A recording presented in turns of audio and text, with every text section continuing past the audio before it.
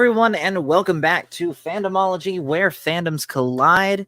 And we have a very special and also very different beginner series for you guys tonight. And of course, my guests for tonight, we have Phil. He's back with us. And of course, Nathaniel is here, or as you guys might know him before, Darth Nader 98. And I wanted to take a bit of a different twist with beginner series tonight because up to this point, we've been talking about different fandoms of different fictional properties, be it Warhammer 40K or Dune or the Star Wars EU or different video game series, etc. But I wanted to tackle something more real tonight. And of course, what is more real than world history?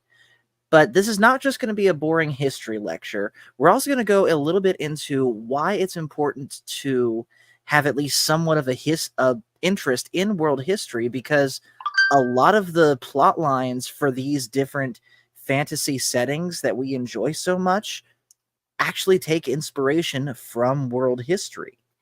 And so there's really not that much of a time, like an outline for tonight. We're each just gonna, I guess, nerd out on our different things for history and just go from there.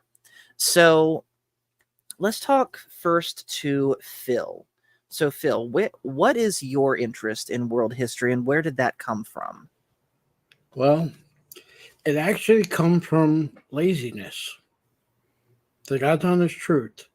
About the 5th, 6th grade, I said to myself, out of all the things I'm taking in school currently, the simplest one is history, because once you learn it and you know it, you got it. And let's be honest, from about the 5th grade all the way to 12th grade, your history class, whatever they call it at the time, social studies, civics, or whatever, it's rinse, wash, and repeat. How many times do you need to know that the Declarations of Independence was signed in, well, they say July 4th, 1776, but technically July 2nd. But let's just say in your history books that we had, July 4th, 1776. Done. Don't need to know it. Who's the first president of the United States? You would say George Washington under the Constitution, though we had Articles of Confederation, which we had about 11 other presidents. But George Washington's the first under the Constitution. What's the first state? Pennsylvania? Delaware. Delaware is the first state. I'm like, oh my god, I should have seen that coming. You have to remember, they were states after they won their independence. They were states under the Articles of Confederation. But we are the first state that ratified the Constitution. So we are first in that regard. Doesn't mean that the other states weren't states. They were, just that we were first to sign. That's all. So, you learn that stuff and that's it. Done. Until you get old and maybe you get Alzheimer's or something like that, you're not going to unlearn that. That's why I told you the other day.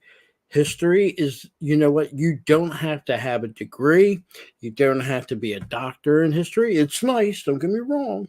But you can learn and do as much in history as them people and probably know more. Right.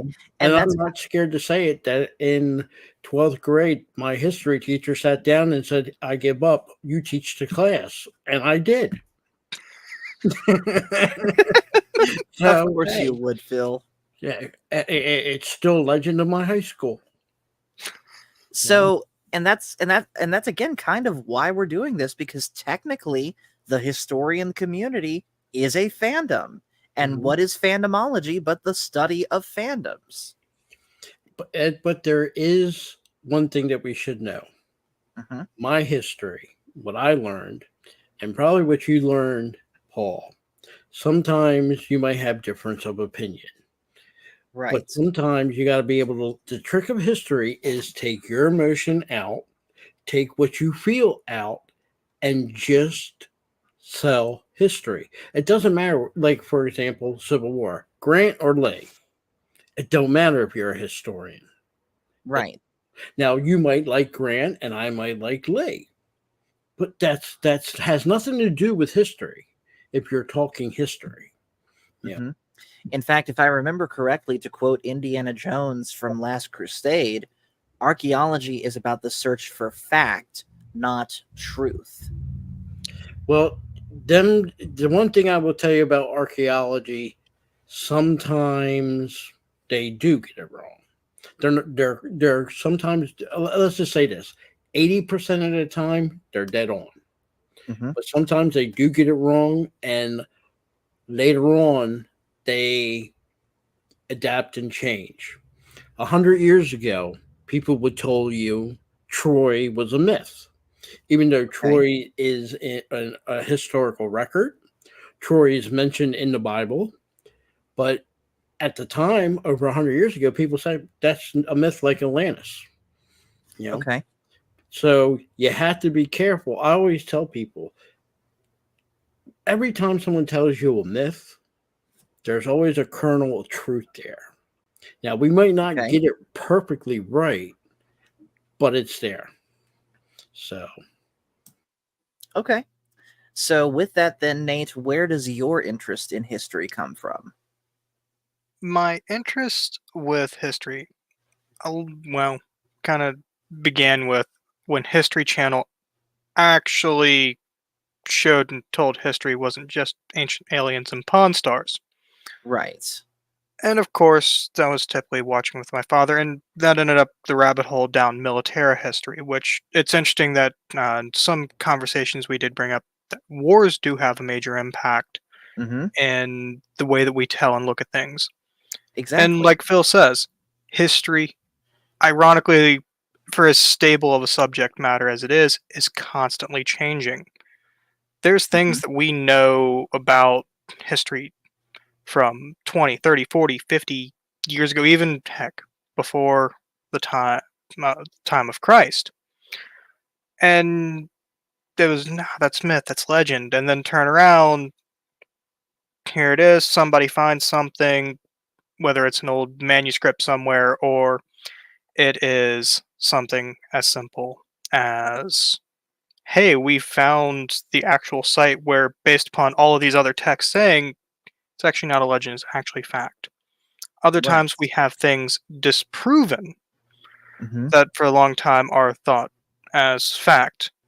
Of course, history typically is wrote by the victor. That doesn't say the losing side doesn't try to have its own history. That's a deeper discussion Of course.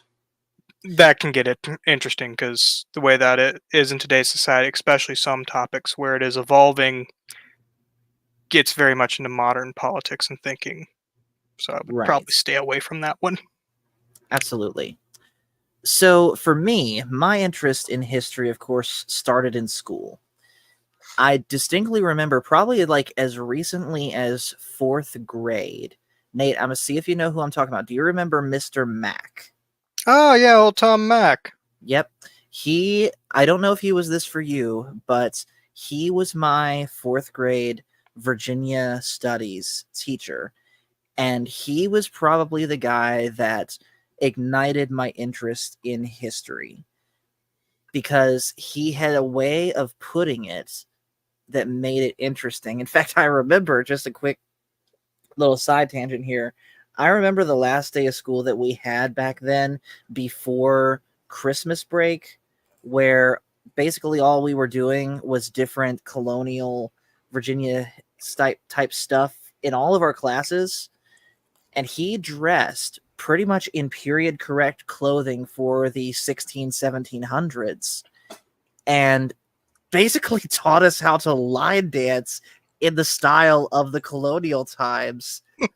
And just seeing that sort of thing, I loved it. And then, of course, I remember from that same year taking a field trip to the Frontier Culture Museum in Stanton and seeing basically history come to life from all the different types of settlers from Germany to England and so on and so forth, seeing all of that take place. And then from there, just throughout my entire high school career from there, um, history was always the subject that I was the best at and was the most interested in. And that lasted right up until, of course, my senior year of high school when we were learning about, governments. But still, just learning all the different history, and not only that, but seeing how much of history was getting portrayed in different movies. Like, I'll tell you this. I think this was 11th grade. Miss Baldwin, I want to say her name was. That sounds right. Yeah. She showed us, just as a class project for the day in school, she showed us Forrest Gump and had us write down as an assignment all of the different historical moments that you see in there, like, or historical moments, historical figures. So you see Elvis on the screen, write it down. You see Vietnam happen, write it down. You see Forrest Gump playing ping pong against the communist Chinese, write it down. And if you can write down enough, you get an A, which of course I did. But just seeing stuff like that has always really fascinated me about history. And then, of course, when I come to work where we work and learning the history of that, and then, of course, the different conversations that I've had with you, Nate, and talking about, like, what if X such and such point in history happened differently? Those are some of, like, my favorite conversations that we've ever had at work. Kind of like when the United States Marine Corps 1st Marine Infantry Division stormed the beaches of Normandy, France in June of 1944. Yes, I will confess, I sometimes get my facts mixed up, but it's still fun times. And of course, we laugh at it now. And of course, the president of the company we worked at, who is part of that unit that actually stormed. Yeah, he laughed it off too.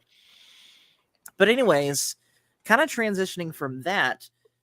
So, Phil, you've said where your interest in history comes from. So my next question to you is, what specific aspect of history would you say is most interesting to you? Like, what time period, like, say you want to be interested in, say, weapons history or stuff like that. Like, what aspect of history are you most interested in? That's a tough question for me. I would say if I had to pick a time period, as opposed to, I'm fine with the other history like music and stuff like that. Mm-hmm. Overall, I would have to say the period in time in the world history, not United States history, world history, Mm-hmm. from the end of the Civil War all the way to the start of World War One. Interesting. Yeah. Okay. More so that period of time. Like I said, I'm good with all periods of time. Don't get me wrong. All countries, I think I'm pretty good at it. But I would say that is my favorite point in time of history. So much stuff is going on. It's turn of the 19th century, right before the Great War. You have a lot of inventions. You have the Spanish-American War. Spanish-American War, the conflict that the world was involved over in China, the Boxer Rebellion. Yep. Yeah. Based on a movie. There's a movie out about that with what is that, like 55 Days in Peking? There you go. But yeah, I mean, and it even has stuff like, Titanic. Yeah. That was a period of time when right before the world lost its innocence with World War One. A war, in my opinion, that should have not have happened. And because it happened, every major conflict afterwards was the result of what happened in World War One. So it was an age of I wouldn't say total peace because there were conflicts, but there wasn't like wars like you would say the Napoleonic Wars or like World War One. There was none of that. There was a period of time especially for Europe, from 1815 all the way to 1915, there was no wars, really. Right. And sometimes, just like if you look in today's world, people forget. And the further we get away from a major war, like for example, for World War II, people are, to me, look like they want war. I don't want to fight the Russians because it's going to end one way, nuclear. Why do we want to poke the bear? That's how I see things.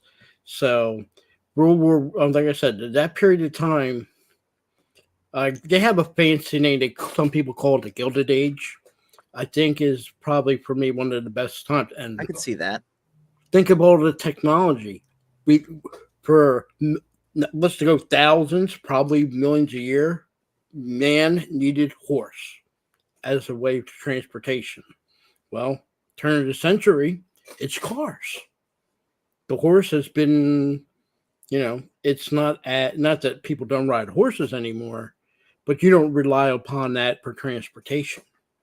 So Right. Unless, of course, you have no other means.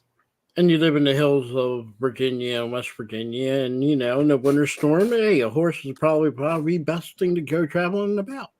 Yeah. Which You can we hook need to your get sleigh up, Virginia Paul. which we need to talk to Virginia about that one. She's the horse expert. But yeah, I mean, like I said, I love all history, ancient, medieval, modern, even when it comes to like things like music, pirates, stuff like that. Okay. But like I said, the Gilded Age is probably my favorite one. So Okay. So Nate, what about you? I kind of already know because I know what sort of I know where you do some where you've been doing some volunteer work. So for those that don't know, go ahead and share about that. So yes, he is actually right. I've done a lot of volunteer work, especially focusing around either the preservation or telling of the story of 19th century America. I've done some volunteer work at the Virginia Museum of the Civil War, which of course is home to the Newmarket Battlefield, famously where cadets from the Virginia Military Institute, under the command of former Vice President of the United States, John C. Breckinridge, would go into battle up against a Union commander of German origin named Franz Sigel. And of course, famously, the cadets saved the day for the Confederacy and caused the Union forces to rout. Which ended up with VMI getting just completely obliterated by, funny enough, someone that used to be attached to them. That was on orders from Sheridan. Yeah. And the orders was given to, I believe, DuPont. Okay. And DuPont had a good friend. DuPont was from Delaware. He was attached to the Ohio Artillery. Mm-hmm. And his friend was on the other side, General Ramsar. And he really was, look, anything you know from the Civil War with the generals, all the generals you can say pretty much was against this war. So there was friendships there, and we call him Senator DuPont because at the time, later on, he becomes a senator. He was an educator. He was a teacher.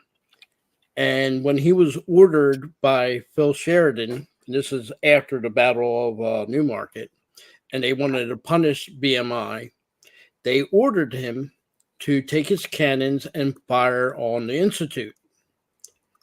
And at first, he was refusing the order. He was given that order a second time.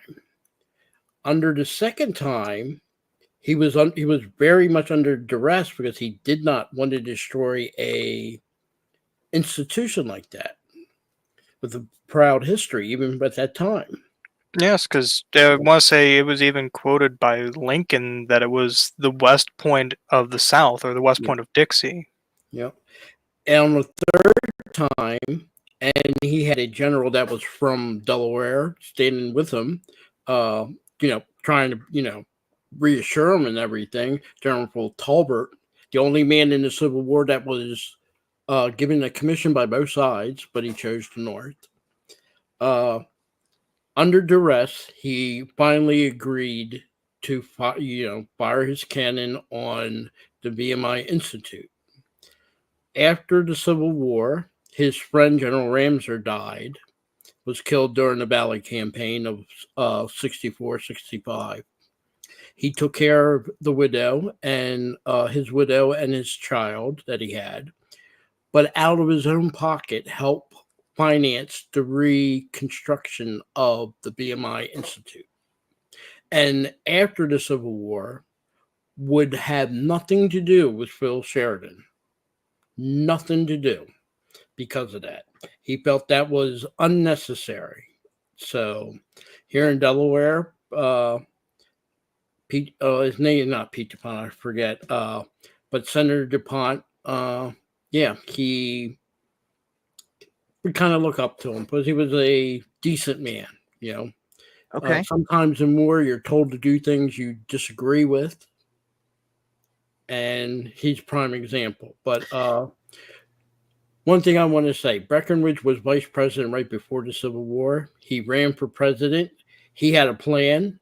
That plan has been altered many times. He has changed it when he was running for president. And his plan was, the first one was the 10-year plan. And the 10-year plan was the first 3 years, nothing will change when it involves slavery. The next 4 years, the federal government will, after that point, not tax for slave owners that owned slavery, that had slaves. After that, after the 5th year, the state couldn't tax. Okay, so now that slave owner would have money, more than enough within a couple years. And the final part of the deal was within 3 years, all slave owners would have to put 30% of what they earned or what they had told the federal government they earned aside. So when the 10th year came and they would set the slaves free, the slaves would have money to, go about their business. That's why when you watch the Battle of Shoes, which is online on YouTube, I recommend anybody to watch it. And he's talking to the cadets and he says, it's my fault. I failed to get, to avoid the Civil War. It was because he was trying to put ideas out there so we wouldn't have a war. Now, he's not the only one to do that. There were other people that had plans. Even Lincoln had a plan. But by the time the Civil War happened, it was a domino effect. So, but Breckinridge should be looked at in a different light than some people give him because he did try. Right. So getting back to the initial topic of what specific facets of history we're interested in, for myself, obviously, look at the shirt here. I'm definitely interested in, of course, the history of the church. I'm interested in music history. I'm also interested, and Nate, I know you'll agree with me on this one, I'm interested in firearm history. How do we get from, say, muskets and flintlocks to the Armalite platforms, to the works of one Mikhail Kalashnikov? But as far as time periods, I would probably say just in general, the time period from pretty much the colonies to, I would say my interest ends about Vietnam. Paul, have you ever fired a firearm? Yeah. Oh, dear Dude, Lord. I hunt. Oh, dear Lord. Paul, have you ever gone hunting? Yes, I've killed 2 deer. He also believe it. had a job where he was required to know how to use a firearm and had to show proficiency at least once a year. Yeah, remember, dude, I'm a Navy veteran. Okay, there's been plenty of Navy veterans that, yes, they handled guns, but yeah, I'm talking about your hunting skills in general. Yeah, What type of gun did you use when you were shooting a deer? A well, defenseless deer. we can talk about all of that after the stream. Uh-huh. I want to. I know what you're trying to do, Phil. You but killed Bambi. Bambi was a fully grown adult. Okay. Mm-hmm. But anyways, real quick, I want to say hello into the chat to Virginia, who says proposal: discuss Hannibal Barca, if I said that right, crossing the Alps with war elephants during the Second Punic War from around 218 to 201 before Common Era. Lord of the Rings has war Oliphaunts, so it seems fitting. All right. We're going to Before this Common right now. I'm ready to go to war now. before Common Era. Yep. Yeah, BC AD. Simple as that. I don't do that. And I'm not saying she shouldn't or anybody that wants to do that. I'm sorry. I use AD and BC. This changing of the before the Common Era and what's the other one, the new one? Common Era. CE. Okay. No, I don't do that. No. Now I want to know his opinions on the Oxford comma. There's a reason we say it's 2024, and the whole purpose of saying it's 2024 because it's after the Lord's birth. Period. End of story. If you don't like it, you can use the old Roman calendar dates, or you can even go and use the Greek calendar dates, or even Judaism has a calendar dates, like it's 5,600 something. Yeah, not knocking them. I'm not knocking them. I just don't like the idea of BCE and whatever the other one for AD. No. But to answer her question, most of the elephants that crossed the Alps with Hannibal Barca died.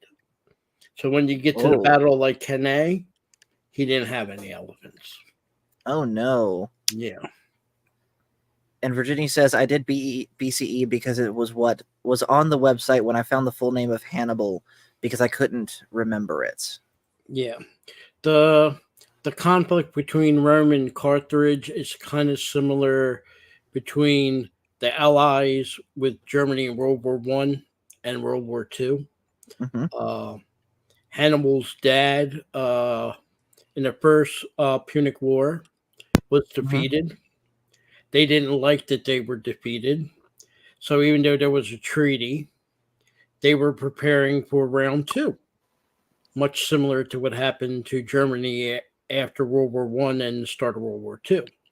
So when it went down, he was always determined that there was going to be a war. He was determined. His father made him swear that he was going to go to war.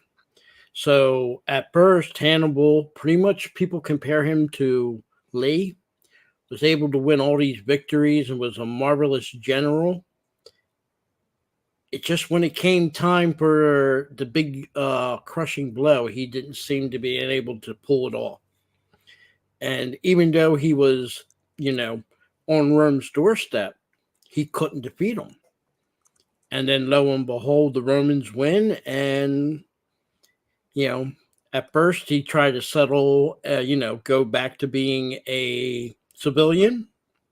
But he felt that the Romans weren't going to leave him alone. So he started going to the Eastern Mediterranean, looking for anybody he could lead armies for until eventually he gets killed. Okay. Sadly. But a lot of people compare Hannibal to Lee because, like I said, they won some marvelous victories.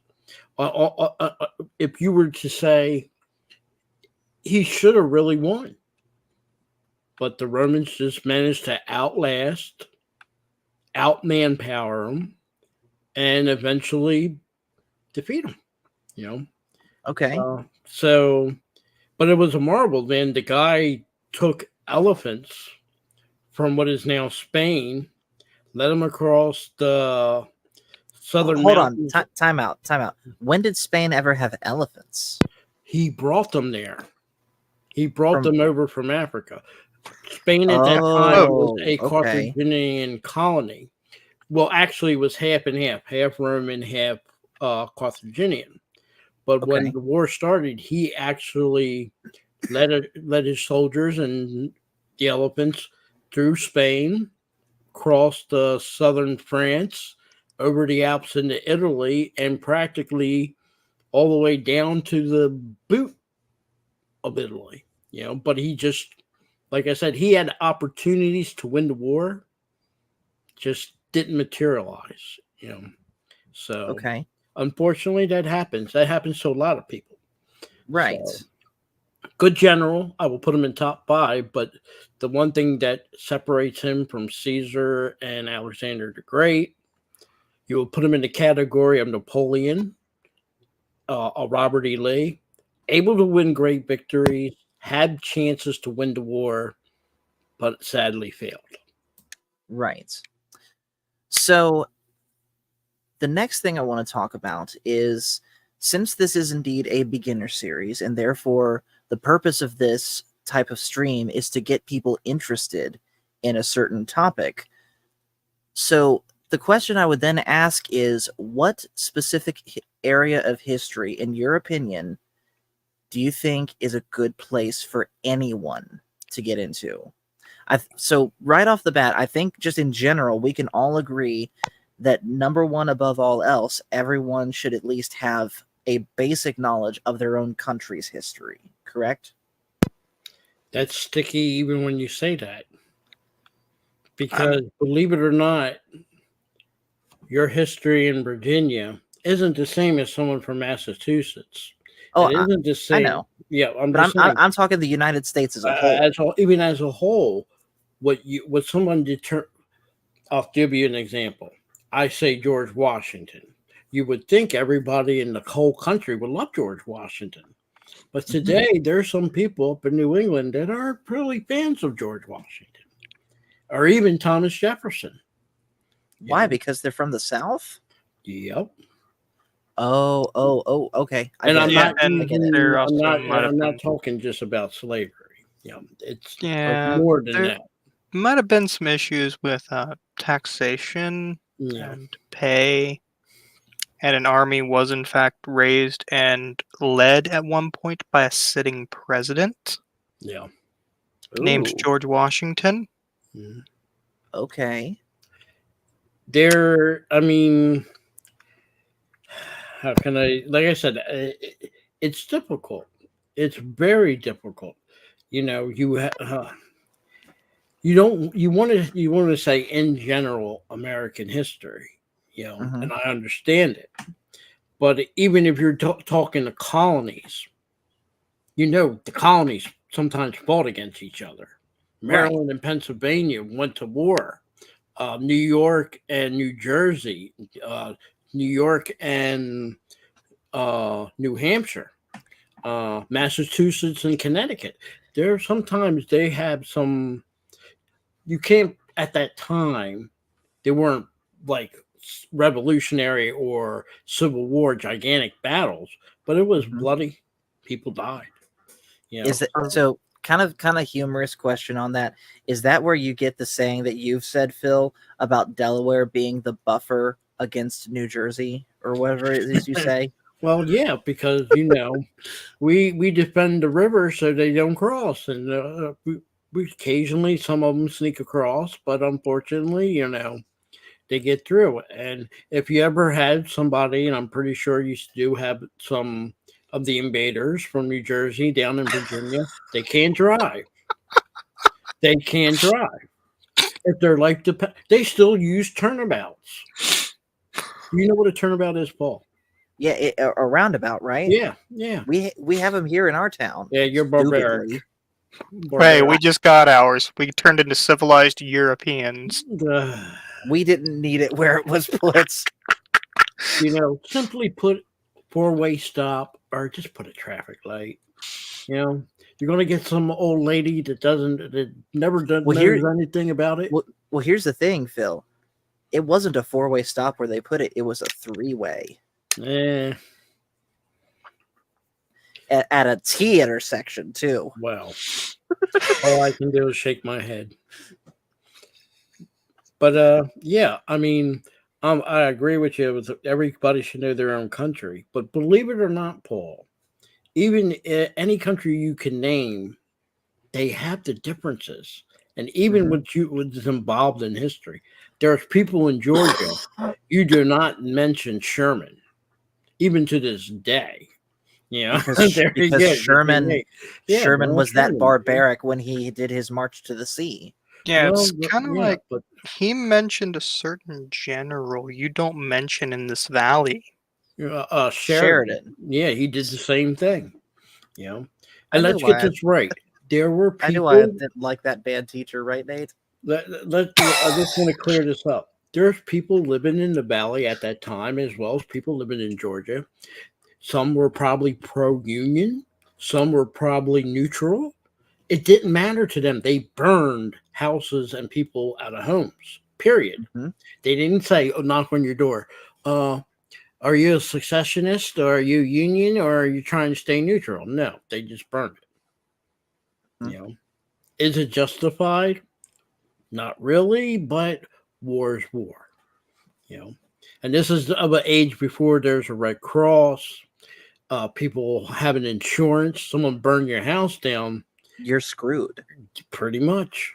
They steal your cattle. They steal your food. There is not a grocery store you can go to. You're starving. You know, so it's magnified that much.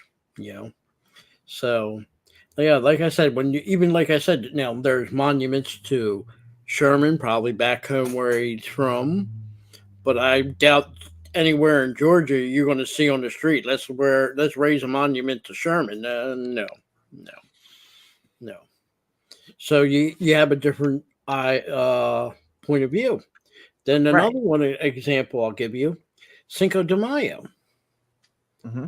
We're in the United States. Cinco de Mayo is Mexican holiday, and it's not even their Independence Day. They're celebrating driving out the French during our Civil War.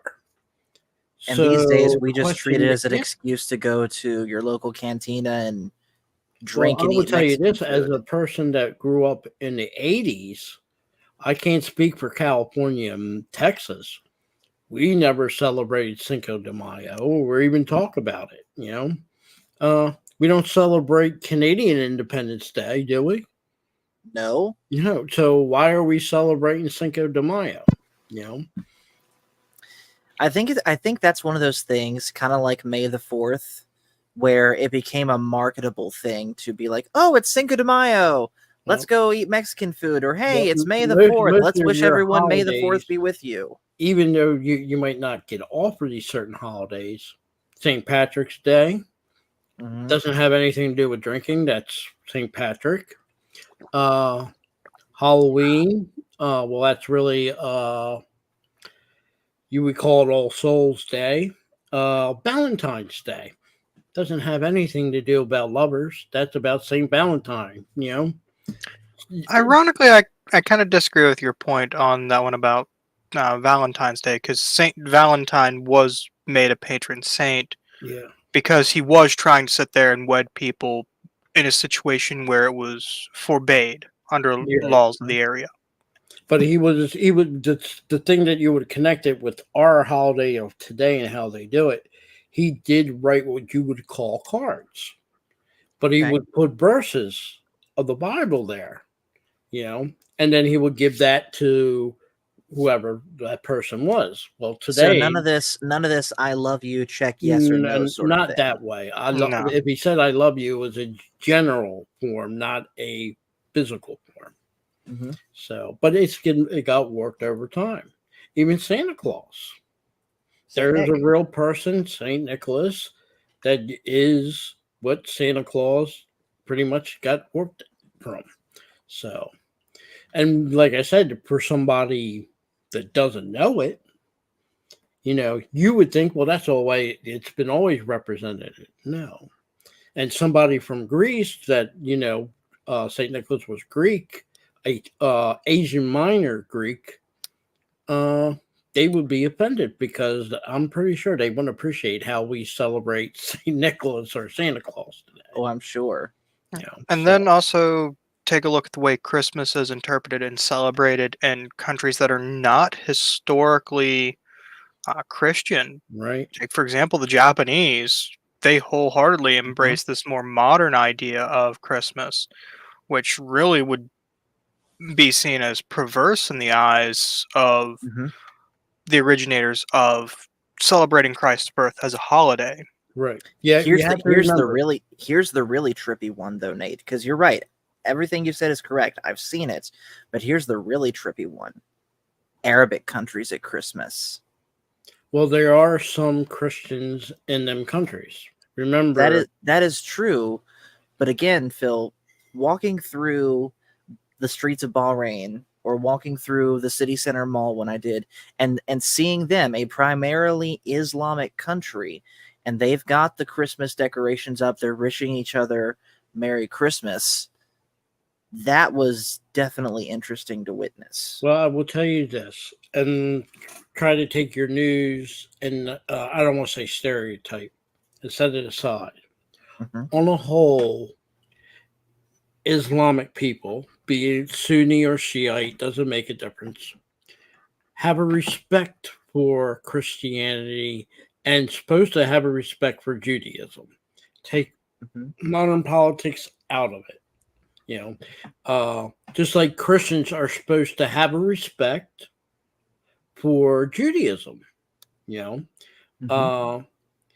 You'll be surprised that to hear that a Islamic person or a Judaist person, yeah, they're not of your faith, they don't believe in Christianity, but will tell Right. you Merry Christmas. Yeah. I mean, I'm a And- Christian, and look what's hanging on my wall back there. But when people, you have to understand that there's a lot of misconceptions, but it's if you on a whole, if you show respect, other people will show you respect. It's almost a given. If you're going there like arrogant, I'm an American and everybody should bow before me because I'm an American. Yeah, that's humility goes a long way. It goes a long way. But Christmas is really, if you listen to the word and how it says Christmas, it's Christ's Mass. As of the time when they did it, they didn't know, they had lost the date and the month or whatever you want to call it of Christ's birth. So what the Pope and the church fathers at that time did was, we'll select a day. So they chose December 25th. They never said it was his birthday. That's his Mass. Catholics, Orthodox, Armenians, Coptic, they celebrate Mass. All right. So that's his Mass to celebrate his birth. If we want to be correct, probably Jesus's birth would probably be end of July, beginning of August. Okay. I've actually heard there's a lot of arguments that say it's closer to April. I would not I've doubt heard it. that too. I would not doubt it. But it was a safe thing. They picked a day and they called it Christ's Mass. Over time, the second S got dropped. It happens. Even happens with people's names. Letters get dropped. But but that's always been referred to as Christ's Mass.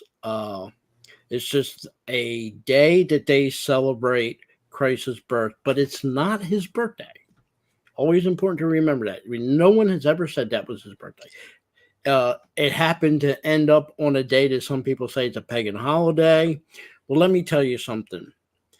Almost every day is a pagan holiday. There's so many pagan holidays that I think that you can say every day can go 3 times. There's a holiday of some form of paganism.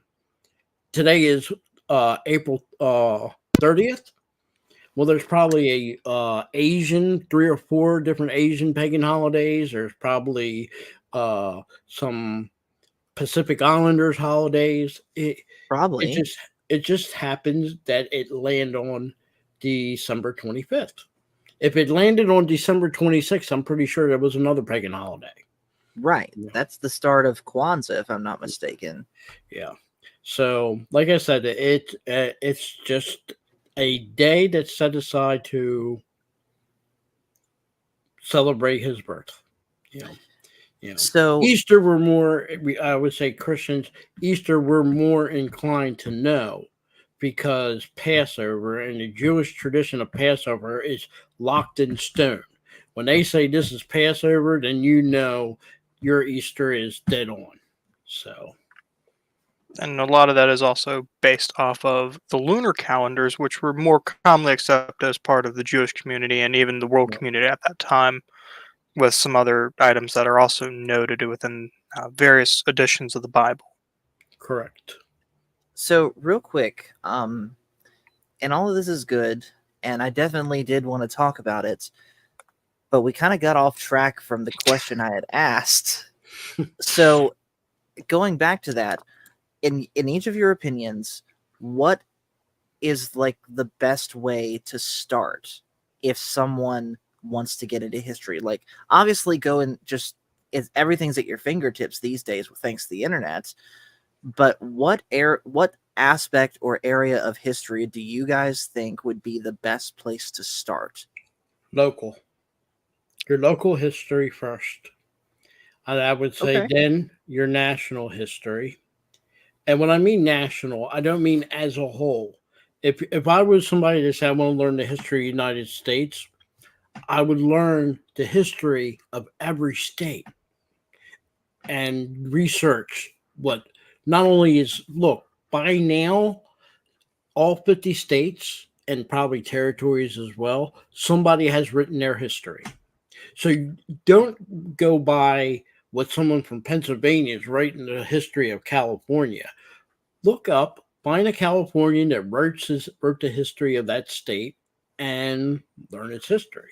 But I would start local, national, then I would say international, and then I would start doing time periods like ancient, uh, modern, and so forth and so forth. Yeah. Right. And real quick, hello to DJ Ronnie G. Thanks for joining. Nerd. I mean, in fairness, Phil, we really can't talk tonight. We're literally nerding out about history. So we're being nerds tonight also. Are we nerds? Are we Yes. nerds, Paul? Yes, we are. I am literally wearing a shirt that shows an engineering schematic of a train.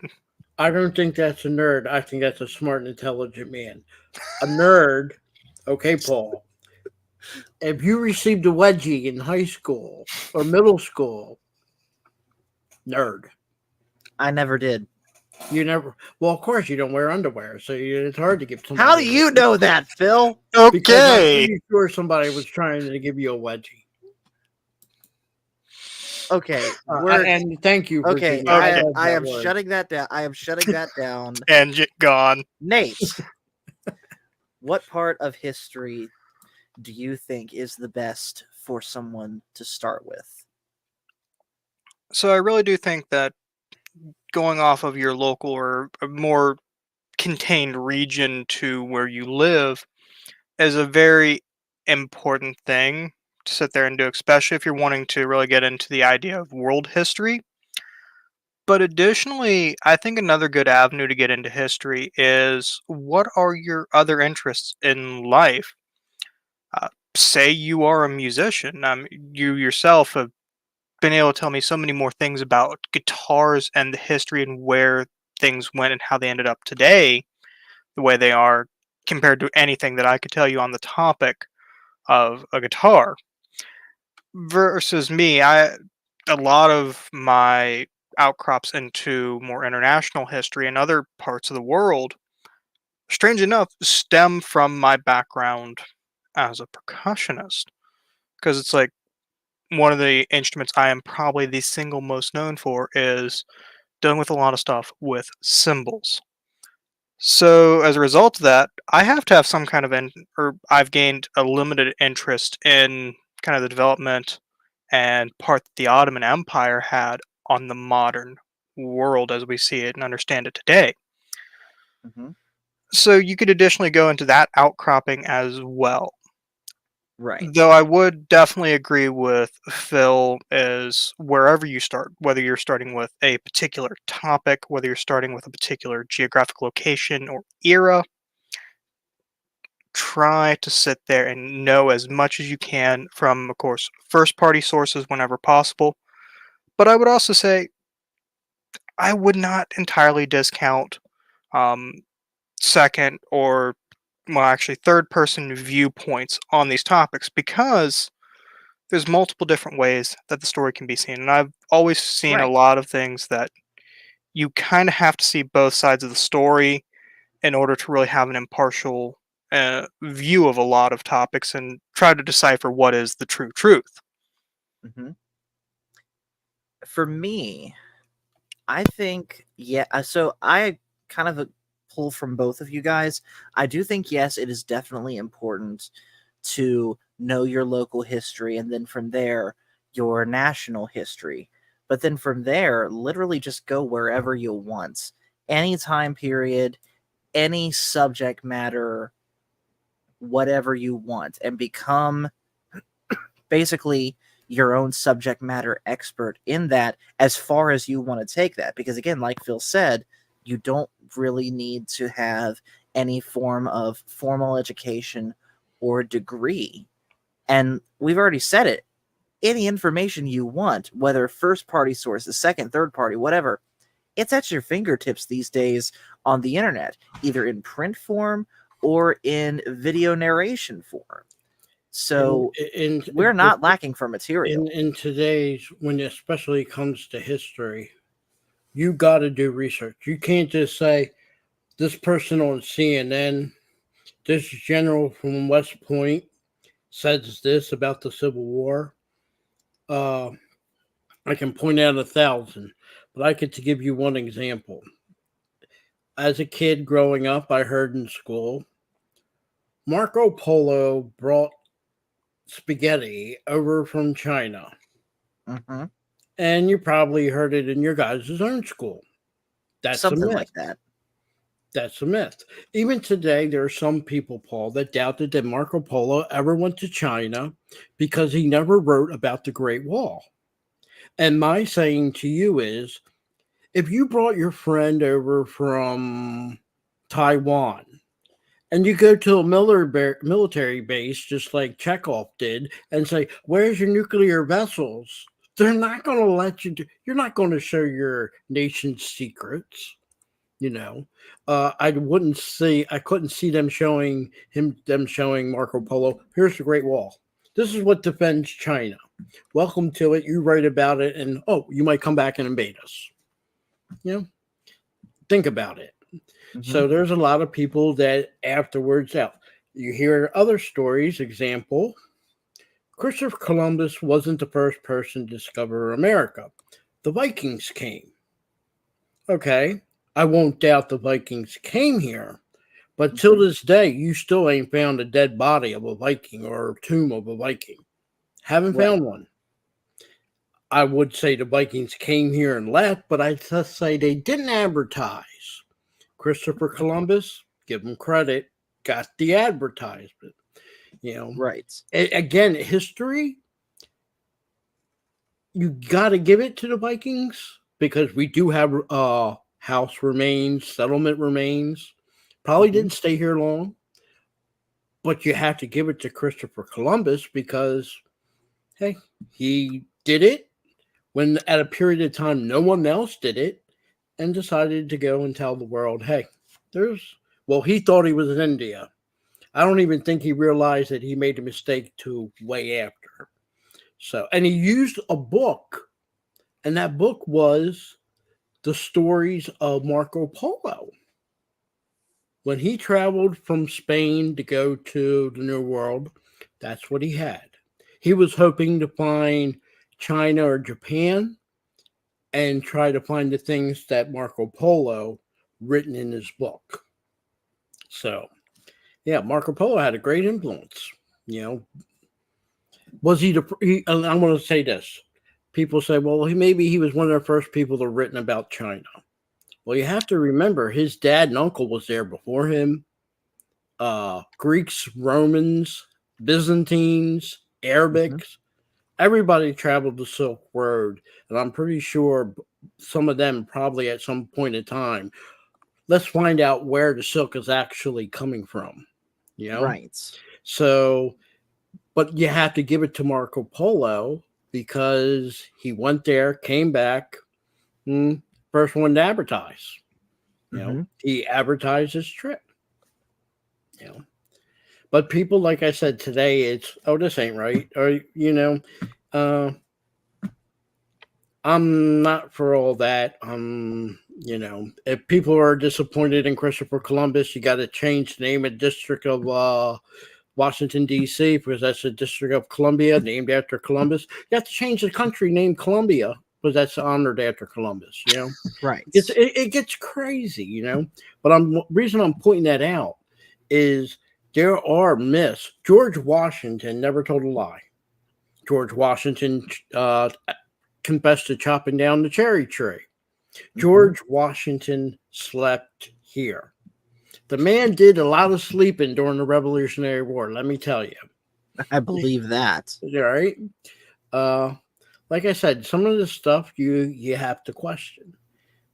And another thing you have to question, in particular, since it's more, I'll relate to the topics more our national country, United States, as opposed worldwide. People tend to, like an example, George Washington, exaggerate. I'm sure George Washington was a great guy, but I wouldn't put him up there into like the Christ form that they make him. All right. Pretty sure he had faults. Same thing with Abraham Lincoln. Definitely had faults. But there's a worship there sometimes, Oh, absolutely. And I know some people are going to come after me for Abraham Lincoln, but I'm sorry. There's some things he did that, forget being president, as a person, just a general person, he wasn't perfect. I'm not perfect. None of us here is perfect. But, they tend to make your heroes, especially local, national, a little bit more. And sometimes they, depending on where you are, all right, Virginia, Thomas Jefferson. New York, Alexander Hamilton. That fight's still going on to this day, even after they're long gone and dead. In musical form, no less. Yeah, but like I said, I mean, it was during their time. It was 50 years after they passed, 100 years after their pass, and here we are almost going on 300 years, and that thing is still not settled. Right. And you can watch and you can read and everything. I could see Thomas Jefferson's point, and I could see Alexander Hamilton's point. It's a shame they couldn't come to a midway agreement, but it was downright dirty.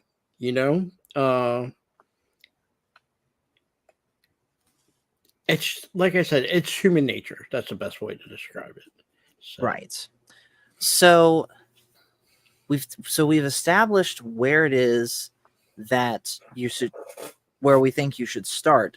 So just in general, from here, let's just talk about a little bit of the history of the different things that we're interested in. So Nate, tell us some Civil War stuff from what you've learned at Newmarket. Actually, I was going to go with a different history. I was going to go with kind of the history of technology as we know it. Think about it. Okay. There you go. For centuries, how did the actual stories and pieces of history get passed down? A majority of the history was originally verbally passed. Yes. And then eventually somebody got a bright and wise idea and figured out, hey, maybe we could turn these sounds that we make with our mouths into something, putting it down visually. So of course that's where you get the cave drawings of old. And eventually those cave drawings, they end up turning into letters or characters, symbols, essentially today what we would think of as the modern alphabet. But the problem is the cave drawings stay in the caves. Yes. And then, of course, over time, we do get stone tablets. So I guess technically we did get portable cave drawings. Hmm. And then after Including that, including two very important stone tablets. yes.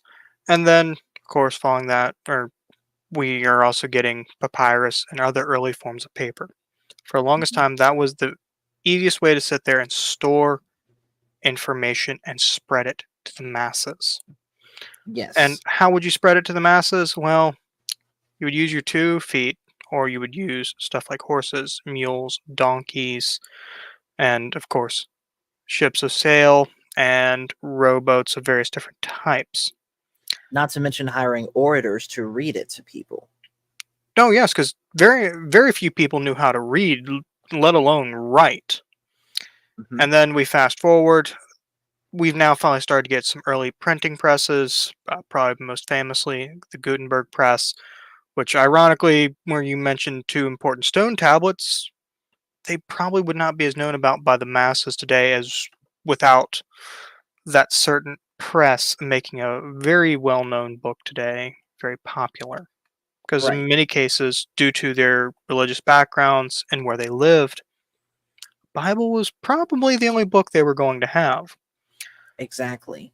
And of course, that allowed them to sit there and send out lots of information, replicated almost perfectly each and every time, all over the place. Hmm. And eventually, we get the telegraph, which of course allows us to send that information over a wire through a series of taps and beeps. Yes, loosely using some probably Yeah. garbled tap code there. And then, okay, where does it go from that? So, yeah, we get wireless technology, of course, that's famously accredited to Marconi, though there's arguments that it should be Tesla, only because of certain things with patents. Marconi got his name out there and to the rest of the world, and more people recognize that. Though I don't disagree with the arguments over Nikola Tesla on that. Okay, then we start to get into the more technical aspects. What we think of today as a computer, both electronically and mechanically. We fast forward into stuff like, of course, the Norton bomb sight, and it's even said the Germans during, I think it was the interwar period, had what today we would consider the first supercomputer or first digital computer in terms Right. of like this laptop or this desktop PC that I'm using or that any of y'all are using out there. Hmm. Enigma. Yeah, the Enigma machine as well, because that was a number generator that would sit there and scramble and create a code out of an already preset. The amount of information in that is astonishing. Right. Well, then, so that became a great way to sit there and store and then be able to reproduce because eventually printers came about. And of course, you have old school card punch, and you have, of course, reel to reel. And that allows us to send a lot of information out there slowly over time. Then somebody gets the bright idea to take a cable from one point, attach it to another cable to another computer, and we start to get the idea of the first network or internet. And of course, at that time, still most of the world was getting their media via larger floppy platforms, as well as even some reel to reel tapes, in my understanding. This is where I get a little gray on certain things there. Following that, we're of course then getting into the CD, the DVD age, and we're still dealing with VHSs. Hmm. Let's fast forward again. Now the internet has started to become something that's more commonplace. Instead of just being a niche thing for researchers or the military to communicate, highly sensitive information in scientific fields or in matters of national defense started to open up to a point where we can begin to talk and share ideas just as individual, independent users. I mean, just for craps and giggles, I'll show kind of what's on my screen here. If you can see, there's stuff talking about habeas corpus. And Yeah. it's strangely enough, one of the most important things in how we tell the story of the human race has changed using this tool right here. Back when Phil was a kid, what, about 30 million years ago, how you would have really found the core group of people and the niche who had the Mecca, had every single book or knew whatever the name of every single book was, or and some of the most unique and oddball pieces of history on a certain topic, you had to go to a museum. Mhm. Versus today, because of this communication device, we've now gotten to the point of where the museum actually is the jumping off point for a lot of people to get into the interests of various types of history. So I guess kind of to go back of how to get your interest in history. Walk into a museum. Yeah, literally any museum. Of course, the ones, of course, in DC on the National Mall are probably the most well known. You've got Or any British one. Or any British one, yeah. You got the Smithsonian Natural History Museum, Museum of American History. You've got two different air and space museums within an hour of each other. Personally, I'd recommend the Udvar Hazy one over the one in DC. But again, the one in DC still has valuable Yeah. stuff to know about it too. And then there's also kind of going on to this communication and technology aspect. The first computer that we think of, that other than the Enigma machine that was out of Germany, I think had something like a 1 megahertz clock rate. Ironically, we would not see what today, how we measure the speed of a PC in gigahertz, really become something that people begin to measure in until about the last 20 years or 25 years. Because it was 1998 or 1999 that the first, I think is Intel or IBM CPU or central processing unit was able to consistently do a clock rate of 1 gigahertz. Right. So all of that, of course, to give us what we have now, basically the technology where we're able not just to talk to each other, the three of us here on the internet, but broadcast it here for you guys to watch in real time. Going from again, verbal communication to cave drawings all the way to what we have now. And this will be recorded pretty much for all time. Think about it when it comes to even the last 20 or even the last 5 years, especially if you're talking about electronics and stuff. Your CPU, every year they get smaller and faster. Your graphics card gets faster. They seem to go the opposite, though, and get bigger and bigger. Except unless you get an Intel Art card. But yeah, I mean, think about it. When I was a kid, electronics, you want to talk about common use electronics, a watch and the good old calculator. Okay. Today, that's all accomplished with your cell phone, which is almost a handheld computer in a way. Yeah. You can do pretty much the same thing. For me, it's too small, but with other people, they can do whatever they want on their cell phone that some people don't have a laptop or desktop. I mean, they can't play up to state-of-the-art video games, don't get me wrong. Maybe in the future that happens, but you would have showed somebody a cell phone back in 1975, they say, oh, that's a Star Trek communicator. Mm-hmm. That's what they would perceive it. Somebody from 1975 would probably freak out if they saw a Mac machine. Oh, yeah. Just think about that. Superman back then had a phone booth that he can actually get changed into. Now he has to go through the little roundabout escalator really fast, and that's how he gets changed. Exactly. Not to mention, one of the enemies that he fought in Superman 3 was basically a supercomputer. So, but just something like that, kind of similar, like I said, about horse travel. And then when you turn to about the 1910, 1920 area, people don't do horses. They do cars. exactly. In the future, if we have a future, which I hope we do, but if the Mhm. future, who knows? There was talk, and even as I was a kid, that by the 2000s, we would have flying Jetson style flying vehicles. If you look at the old King Kong, they were speculating people back then, hey, flying airplanes driving around New York City in the air, just like they would be traveling in the roadway. Right. It's some things people got right, and some people got way, way wrong. Right. We do depend on air travel more than we did then, but we don't fly airplanes back and forth to work. No, we don't. So, but Not yeah, yet, anyways. but like I said, think about it. 3 generations ago, maybe even 4 in some cases, your ancestors are using horses to go back and forth to do their traveling. Mhm. Show them a car, they're going to freak out. What is this? Right. But it's, things changed over time. And, let's be honest. History, as we know, recorded history, you can push it, and you're really pushing it if you go 4,000 or 5,000 years. Okay.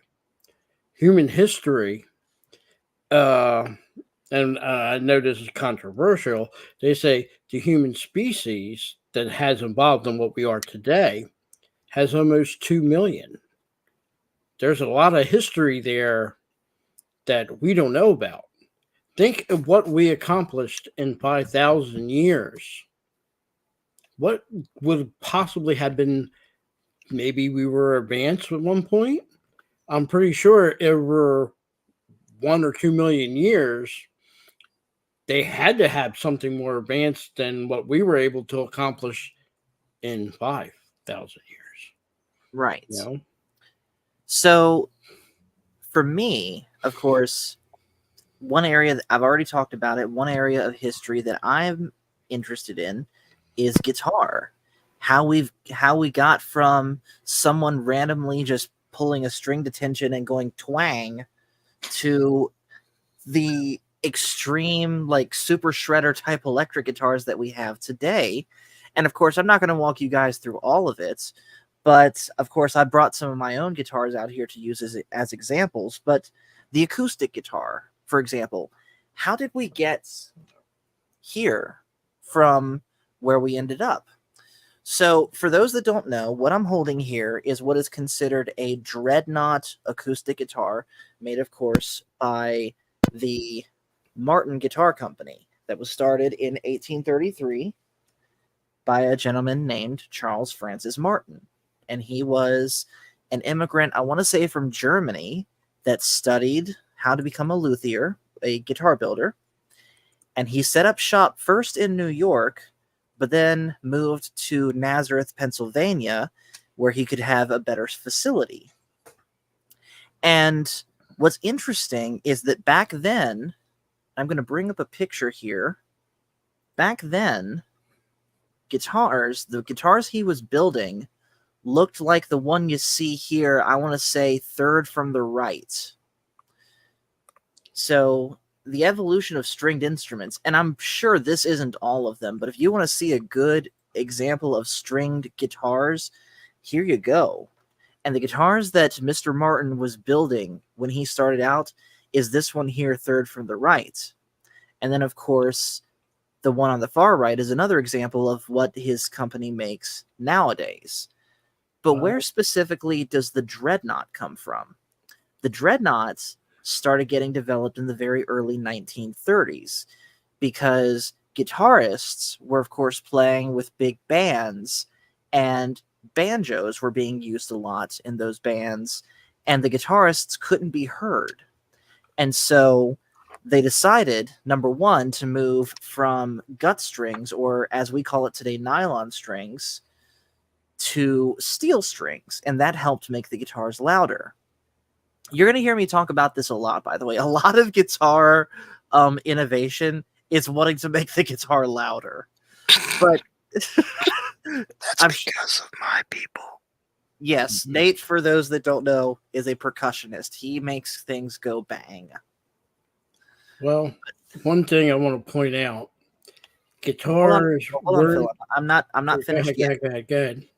So in order to do so, they made the strings steel, and that worked for a while, but they still wanted the guitars to be louder.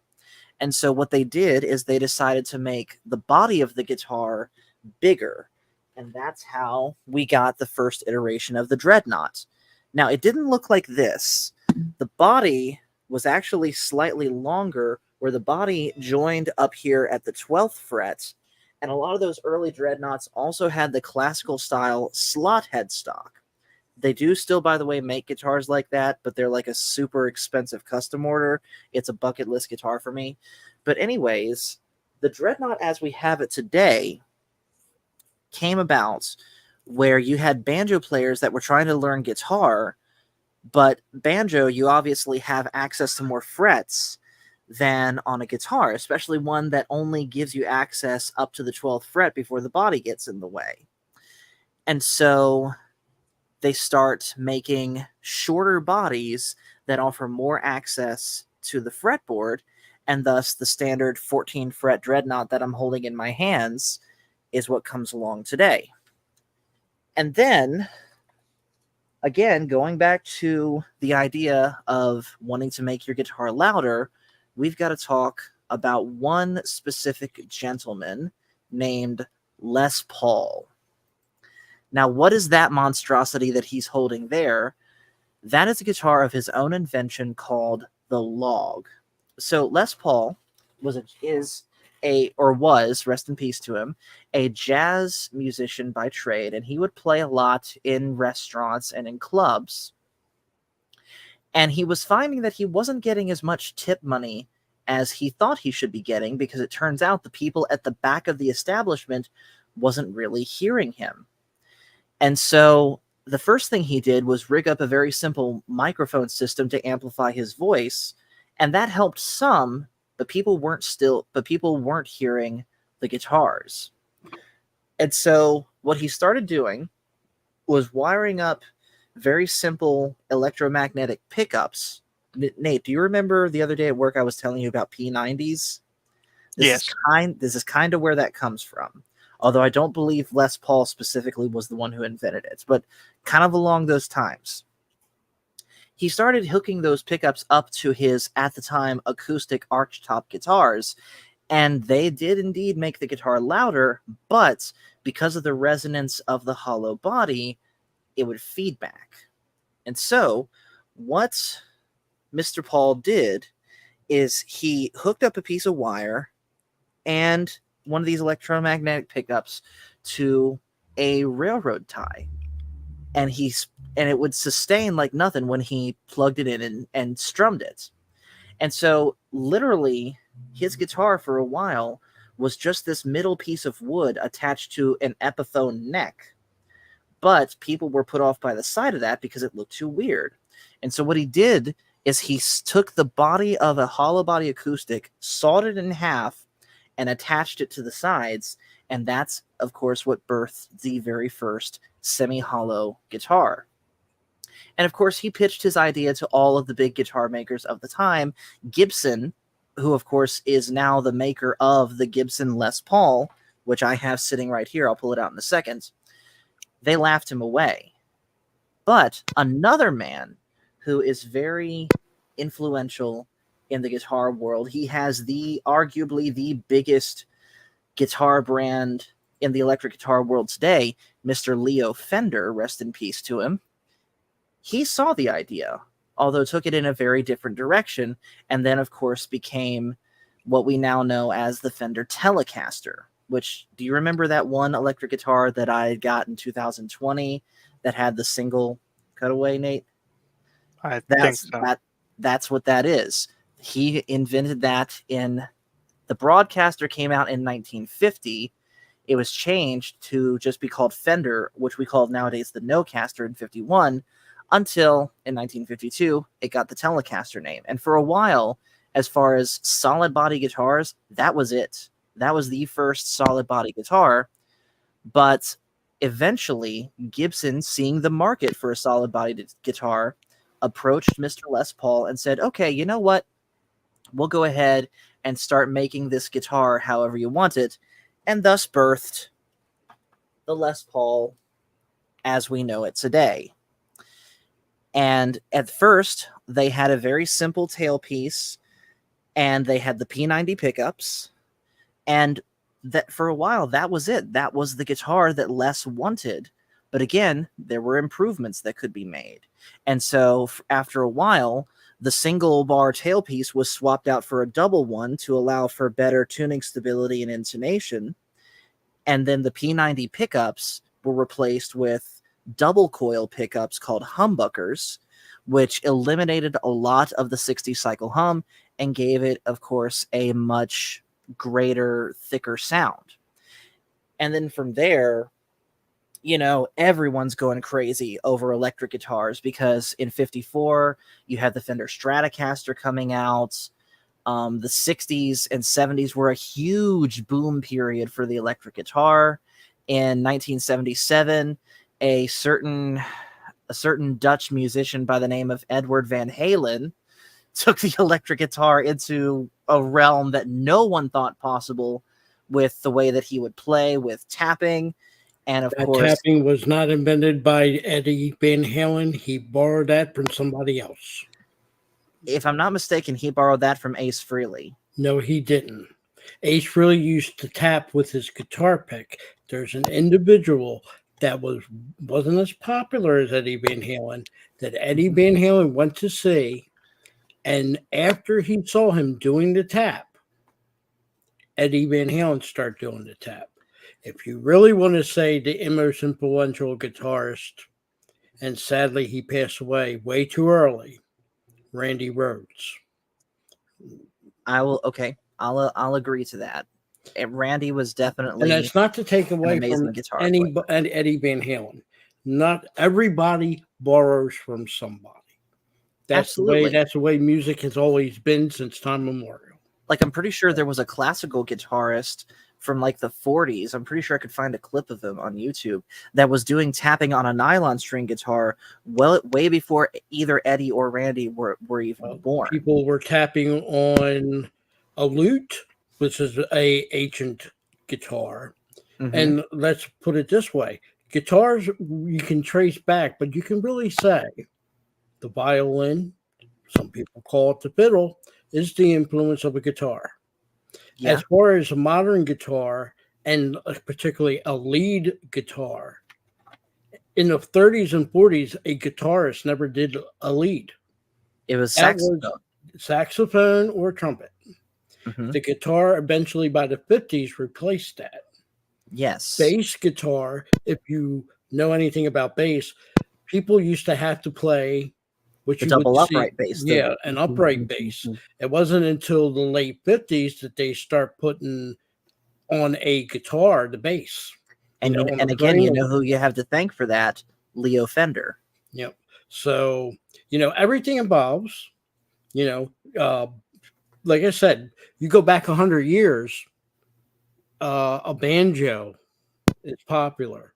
But what's still more popular than that at the time was a fiddle, a.k.a. the violin. The only thing that you can say was a sure thing that hasn't changed much is the sure instrument known as a percussion, known as drums. There's a lot of evolution. Evolution, but it's still, the basics are still the same. If a drummer boy is drumming on a drum 300 years ago, you're still doing it the same way. Yes, you have more drum kits, but you can still do that same thing on your drum kit that you can do. Percussions is the instrument that makes the world beat. Exactly. And these are the oldest percussion implements and also the oldest percussion instruments itself. There's a guitar in India that I forget the term for it, that's pretty big and pretty tall. That's over like almost, I think, 2,000 years old, if not older. And I think it's like a 6 string, and I think the infamous Patrick Stewart knows how to play it. He played it in a cutscene in Dune, 1984. The ballot. That's the balisette. Yep. Japan has Wait, hold on. That's not what's is in India. The sitar is what's in India. The balisette, I believe, was a fictional instrument come up with specifically for Dune. There's a Japanese form of it too. I forget the name of it. That is the koto, and that's played basically.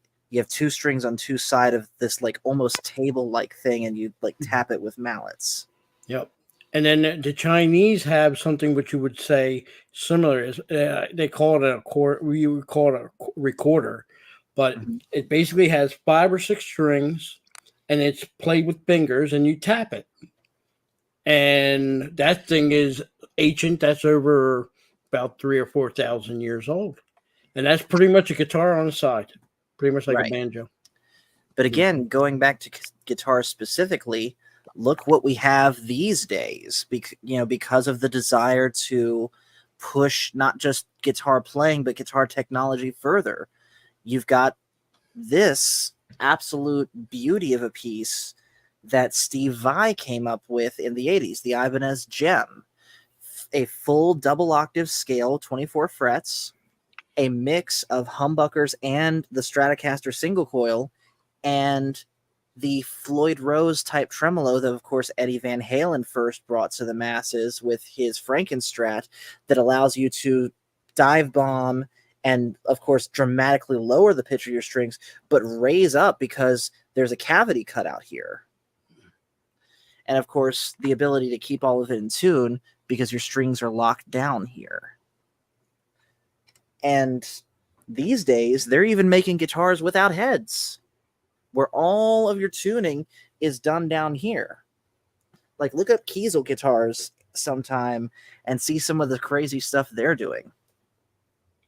But and another thing, music history too, and Phil, you and Nate might be able to tell me a little bit about this one too, the Devil's Tritone.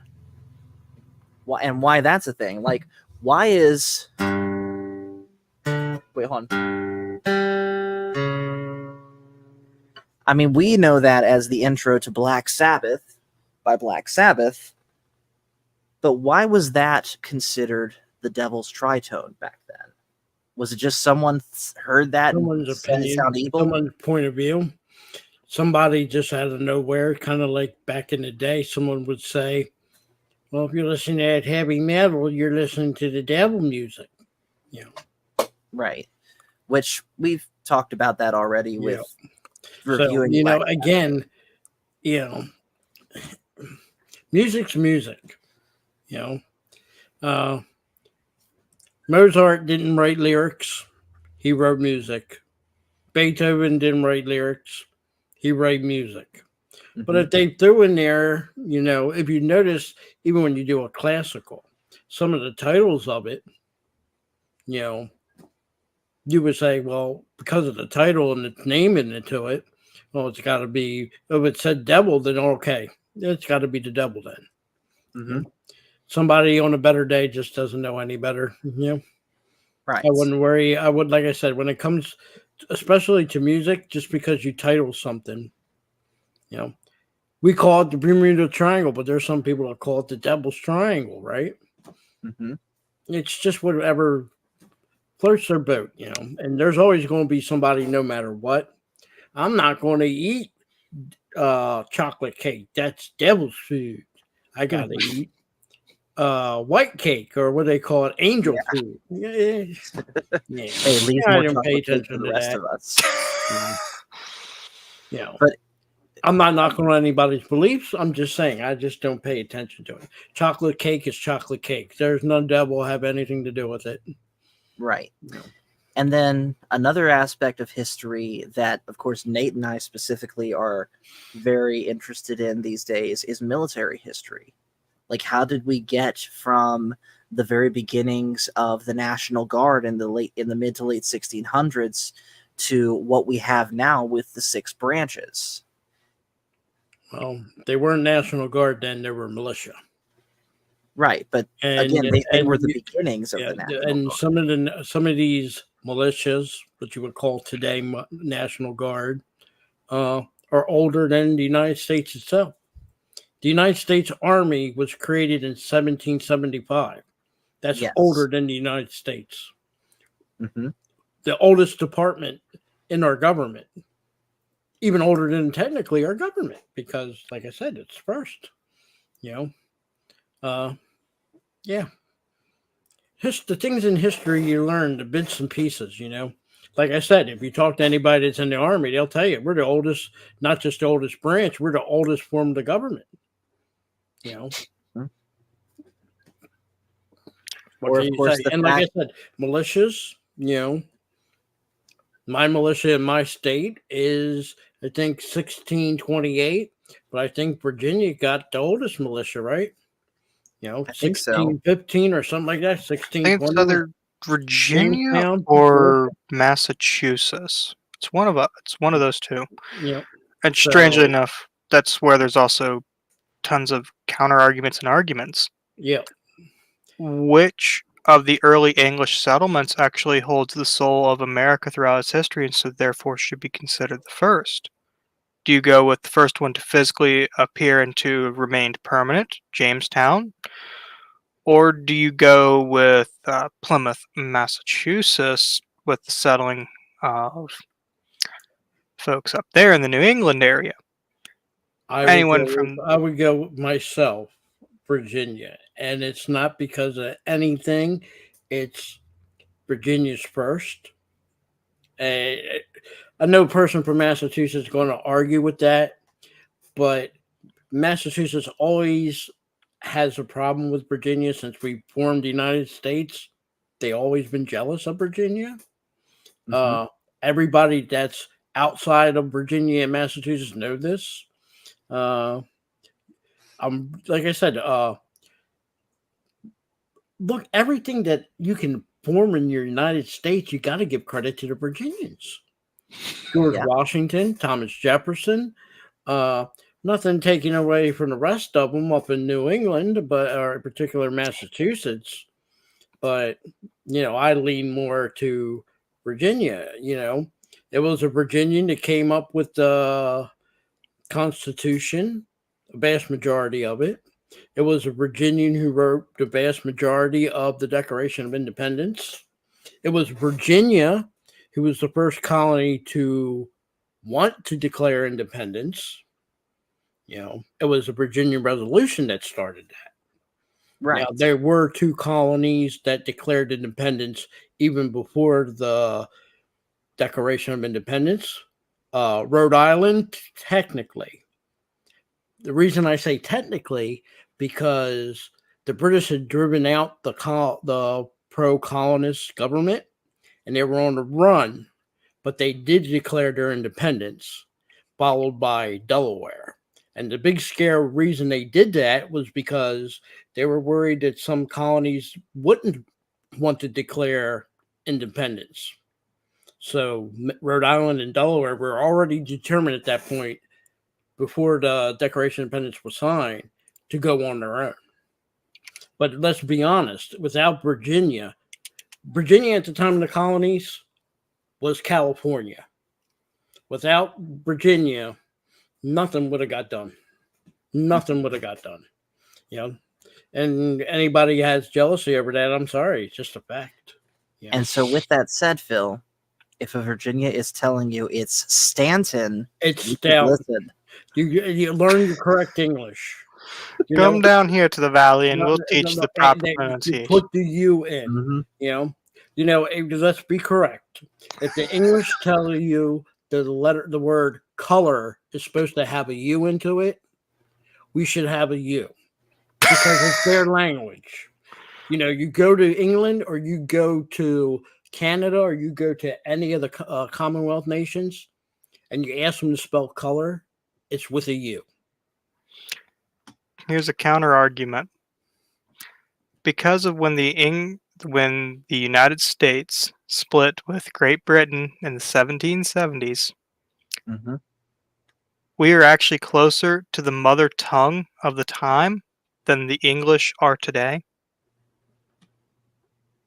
Mm, I will only say to counter that argument, and probably even maybe slightly agree.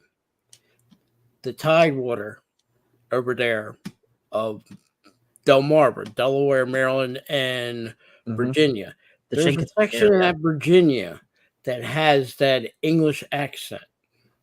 When I mean that English accent, you almost would swear they were from England. Like And the I forget what they transatlantic accent. Yeah, I don't know what the exact term they call it, but if you ever YouTube it, just put it in there and you'll hear these people and you would swear up and down, you're English. You're from England. And no, they're from one of the three counties over there, Virginia, that's on the Delmarva Peninsula. Yeah, they had the same. What I swear, if you heard an Englishman talk and you hear them talk, it's almost identical. So, Well, guys, there's with parts that, of Maryland that do that too. So, with that though, we are going to go ahead and end this for the night. So, this was definitely a more chaotic beginner series than usual, but we still learned a lot.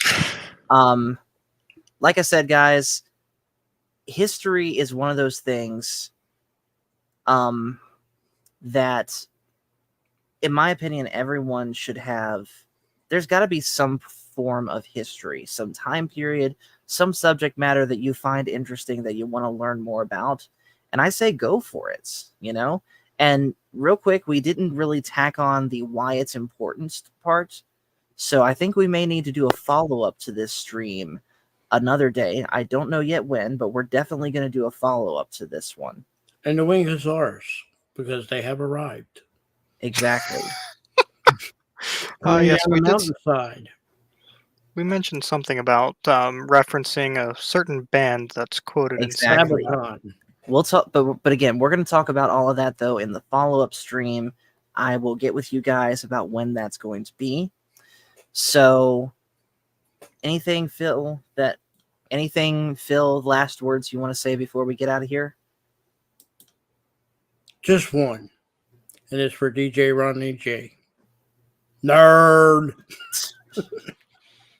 Okay. Nate?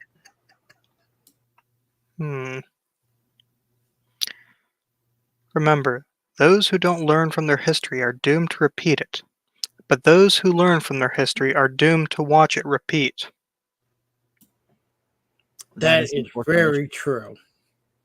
There's a reason I like Nate. Yep. Words of wisdom.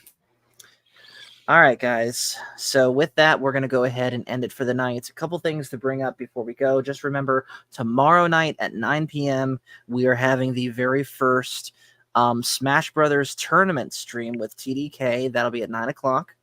And then on Friday, we will be talking what makes a good battle scene. That'll be our open panel topic. We're going to be doing something a little bit different with the open panels this time around. Again, for those that didn't see it last time, I will still be putting the link in the chat. However, if I do not know who you are, if I've never seen you before, I will not be putting you in the panel immediately. I will be instead vetting who you are in the private chat. And we'll see if that weeds out any of the ne'er-do-wells that we had last time. So with that, guys, thank you guys so much for watching. Make sure to hit like and subscribe if you haven't already. And we will talk to you guys later. The Force is family.